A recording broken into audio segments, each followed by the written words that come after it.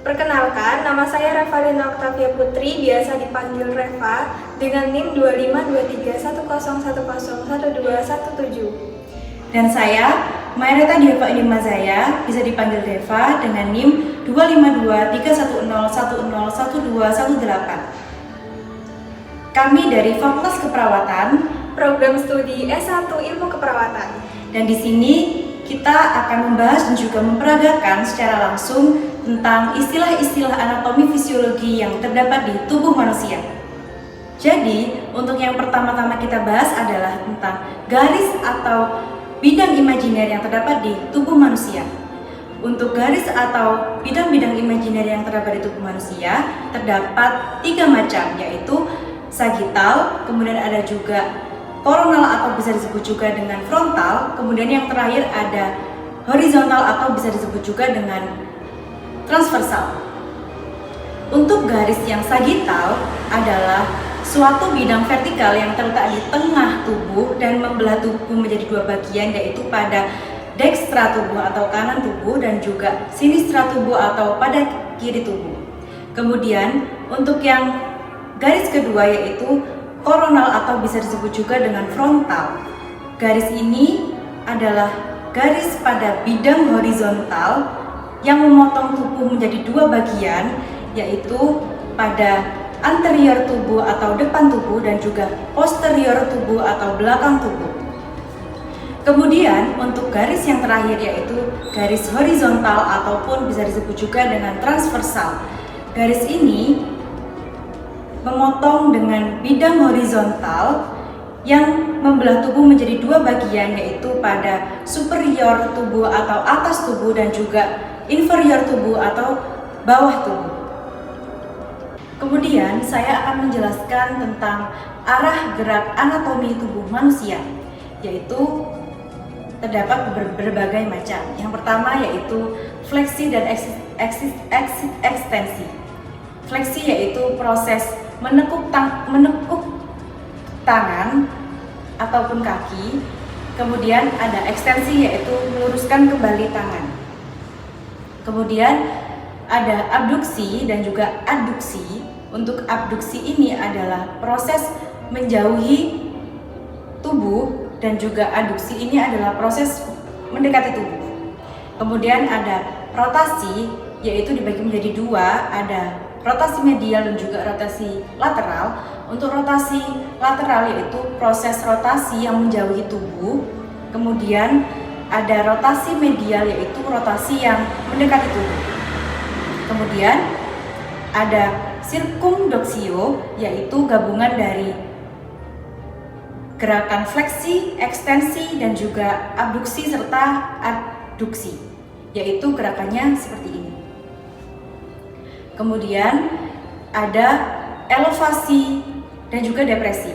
Elevasi ini adalah proses mengangkat bahu, kemudian juga ada depresi yaitu menurunkan kembali atau relaksasi bahu. Kemudian yang selanjutnya yaitu ada inversi dan juga eversi. Inversi ini adalah proses memiringkan kaki ke medial atau ke dalam tubuh, dan juga ada juga eversi yaitu proses memiringkan kaki ke luar atau lateral seperti ini. Kemudian ada juga supinasi dan juga pronasi. Supinasi ini adalah proses terlentang, tangan terlentang. Kemudian ada proses pronasi yaitu tangan tengkurap. Kemudian ada juga endorotasi. Endorotasi ini adalah proses rotasi ke dalam. Kemudian ada eksorotasi yaitu proses rotasi keluar seperti ini. Kemudian ada sumbu atau aksis gerakan anatomi yaitu dibagi menjadi 3 macam, yaitu yang pertama ada sagittal. Sagittal ini gabungan dari garis atau bidang imajiner sagittal dan juga transversal yang nanti sumbunya ada di tengah. Kemudian yang kedua yaitu ada transversal, yaitu gabungan dari garis atau bidang frontal dan juga transversal. Jadi frontal seperti ini dan juga frontal seperti ini, membelah di tengahnya seperti ini. Kemudian ada transversal, secara horizontal.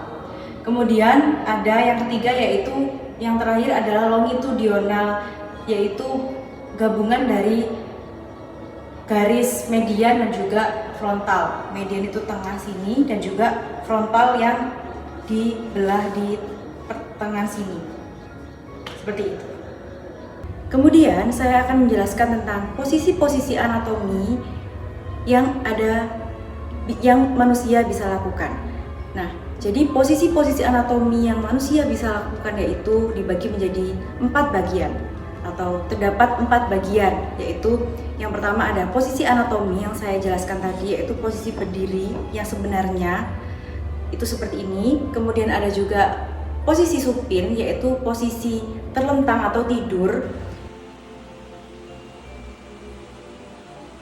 Kemudian juga ada posisi prone atau pronasi, yaitu posisi tengkurap, kebalikannya dari terlentang tadi. Dan juga yang terakhir ada posisi litotomi. Jadi posisi litotomi ini posisi dengan keadaan terlentang, tetapi femur atau paha itu menghadap ke atas atau ke bidang vertikal. Kemudian si betis itu mengarah horizontal. Atau gampangannya bisa dibilang posisi litotomi ini adalah posisi saat ibu melahirkan normal. Selanjutnya, saya akan menjelaskan mengenai rongga-rongga yang terdapat dalam tubuh manusia. Di dalam tubuh manusia terdapat beberapa rongga yang terstruktur dalam anatomi manusia, yang terdapat pada kepala dan terdapat pada badan. Nah, di sini yang pertama kita akan membahas mengenai rongga yang terdapat pada kepala. Nah, rongga yang terdapat pada kepala terbagi atas 5 bagian. Yang pertama adalah rongga tengkorak, yang nama latinnya adalah cavum cranialis. Di dalam rongga tengkorak ini kita dapat menemukan otak besar atau cerebrum, otak kecil atau cerebellum, dan batang otak adalah stem cell. Yang kedua, kita akan membahas mengenai rongga mata atau cavum orbital. Di dalam rongga mata, kita dapat menemukan bola mata atau orbita. Selanjutnya, kita beralih ke rongga hidung atau cavum nasi. Nah, di dalam rongga ini, kita dapat menemukan tempat lewatnya udara pernafasan. Nah, di dalam rongga ini juga terjadi salah satu tempat transportasi sistem respirasi atau pernafasan. Selanjutnya, yaitu rongga mulut atau cavum oris. Nah, di sini terdapat lidah dan gigi. Yang terakhir, ada rongga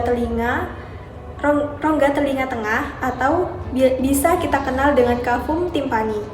Di dalam rongga telinga ini, kita dapat menemukan tulang-tulang pendengaran meliputi malleus, incus, dan stapes. Kemudian kita beralih ke rongga yang terdapat pada badan. Nah, di dalam rongga ini terdapat 3 bagian. Yang pertama adalah rongga dada atau nama latinnya adalah cavum thoracis.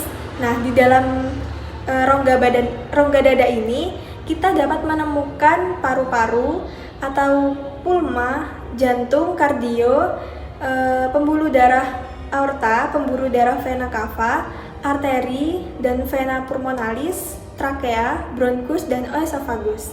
Selanjutnya adalah rongga perut atau bisa dikenal juga sebagai cavum abdomen. Nah, di dalam rongga perut ini terdapat beberapa bagian juga, yaitu lambung atau bisa juga dikenal sebagai gester, usus halus, terdapat beberapa bagian pula, yaitu insetinum, duodenum, dan jejunum. Dan yang terakhir selanjutnya ada usus besar atau kolon, kelenjar pankreas, limpa atau bisa dikenal juga sebagai lien, hati atau hepar, dan ginjal yaitu renal. Dan yang terakhir kita akan membahas mengenai rongga panggul. Nah, bisa juga kita kenal sebagai cavum pelvis. Nah, di dalam rongga panggul ini kita dapat menemukan kantung kemih atau vesika urinaria. Nah, pada laki-laki kita dapat menemukan kelenjar postprat, dan pada perempuan kita dapat menemukan rahim atau uterus dan indung telur atau ovarium. Sekian pemaparan materi dari istilah-istilah anatomi yang telah kami laksanakan dan juga kita peragakan.